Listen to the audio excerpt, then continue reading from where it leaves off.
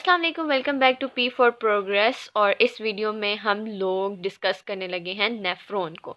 तो नेफ्रॉन क्या है और ये कहाँ होता है, इसका फंक्शन क्या है, इसके पार्ट्स क्या हैं, ये सब हम इस वीडियो में डिस्कस करेंगे।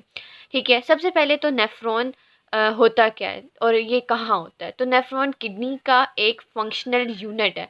फंक्शन, अब किडनी का फंक्शन क्या है? किडनी का फंक्शन होता है यूरिन फॉर्मेशन, ब्लड को फिल्टर करना। और नेफ्रॉन ये फंक्शन, ये रोल प्ले कर रहा होता है किडनी में। ठीक है, अब जो नेफ्रॉन है ना, these are 1 million in number. मतलब एक किडनी में 1 मिलियन ऑफ नेफ्रॉन्स होते हैं, मतलब ये इतने ज़्यादा होते हैं नंबर में।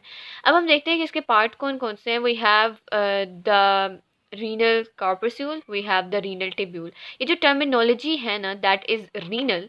Renal word is related to kidney. जहाँ भी ये टर्मिनोलॉजी, ये वर्ड आ जाएगा तो हमें फ़ौरन से माइंड में आ जाना चाहिए renal is related to kidney. ठीक हो गया। अब हम रीनल कॉर्पस्यूल, एक इसका पार्ट है और एक रीनल टिब्यूल हो गया। अब ये वाला पार्ट, क्योंकि इसमें टिब्यूल वर्ड आ रहा है तो ये टिब्यूलर होता है, इसमें ट्यूब्स होती हैं। लेकिन ये वाला जो पार्ट है नेफ्रॉन का, रीनल कॉर्पस्यूल, इसमें कोई ट्यूब्स नहीं होती। अब हम देखते हैं कि इसका स्ट्रक्चर होता कैसे। अब इसके दो पार्ट हैं, ग्लोमेरुलस और बोमैन कैप्सूल। सबसे पहले हम देख लेते हैं कि हमारे पास ग्लोमेरुलस कैसा होता है। तो glomerulus is basically the capillaries. ठीक है, कैपिलरीज का एक पूरा नेटवर्क होता है, जैसे हमारे पास होती है ना नेट और वेब टाइप का स्ट्रक्चर, तो ग्लोमेरुलस इस तरह का स्ट्रक्चर होता है। Then we have the U shape, जिसको हम कहते हैं कप लाइक स्ट्रक्चर। तो ये होता है इसके बाद, जिसको हम बोमैन कैप्सूल कहते हैं। ठीक है, तो हमारे पास ये जो दोनों ब्लू से हाईलाइटेड हैं, ठीक है, we have the glomerulus, we have the Bowman capsule. ये दोनों रीनल कॉर्पस्यूल का पार्ट है। तो ये सिंपल था कि we have the nephron. Nephron के दो पार्ट हैं, जिसमें रीनल टिब्यूल और रीनल कार्पस्यूल आ जाता है। कार्पस्यूल में ट्यूब्स जो हैं वो नहीं होती। तो हमारे पास इस तरह के दो स्ट्रक्चर आ गए, glomerulus and we have the Bowman capsule. Next we move forward और अब हम दूसरे पार्ट पे आ जाते हैं, जो कि है रीनल टिब्यूल। रीनल टिब्यूल में हमारे पास होता है proximal convoluted tubule, loop of Henle, distal convoluted tubule. तो ये इसके तीन पार्ट हैं और ये तीनों कैसे होते हैं? These are in the form of tubes. ठीक है, जैसे ट्यूब्स होती है ना, उस तरह का इसका स्ट्रक्चर होता है। Proximal, loop of Henle, distal convoluted, ये these three are the part of renal tubule. अच्छा, अब हम देखते हैं कि जो रीनल टिब्यूल है, इसका जो सबसे पहला पार्ट है वो है प्रॉक्सिमल कॉन्वोलेटेड टिब्यूल। ठीक है, ये इसका क्या है, सबसे पहला पार्ट है।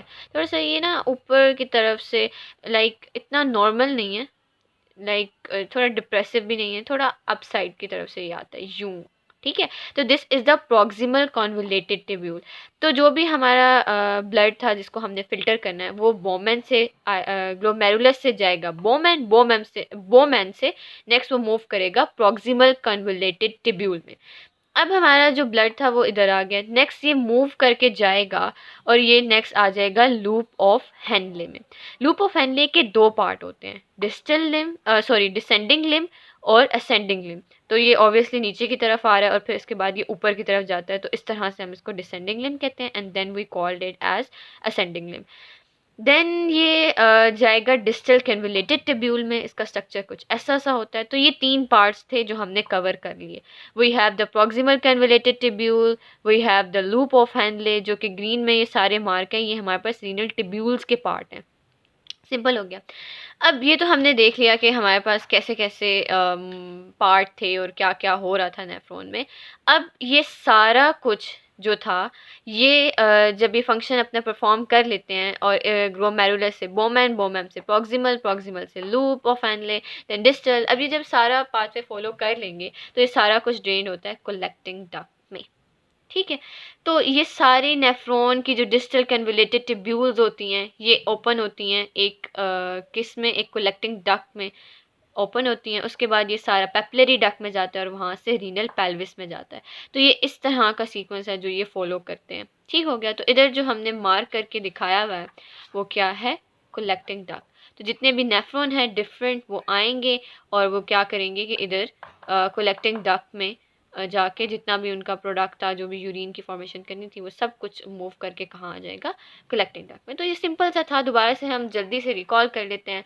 तो हमारा सबसे पहला पार्ट जो है वो ग्लोमेरुलस है, उसके बाद बोमैन कैप्सूल, देन ये मूव करेगा प्रॉक्सिमल कन्वलेटेड में, यहाँ से लूप ऑफ हैंडले से डिस्टल कन्वलेटेड, और फिर collecting duct. Similar in that case, we have two part. We have renal corpuscle, we have the renal tubule, we have glomerulus और Bowman। इसमें tubes वाला कोई सीन नहीं है, यहाँ पे ट्यूब्स हैं, proximal convoluted, loop of Henle, distal convoluted. फिर इधर से हमारे पास collecting duct, papillary duct and renal pelvis. और हम उधर डायग्रामेटिकली तो पहले ही रिवाइज कर चुके हैं। तो कोई भी क्यूरीज हैं इस टॉपिक से रिलेटेड तो आप कमेंट सेक्शन में बता सकते हैं। Hope you like my video and do subscribe my channel.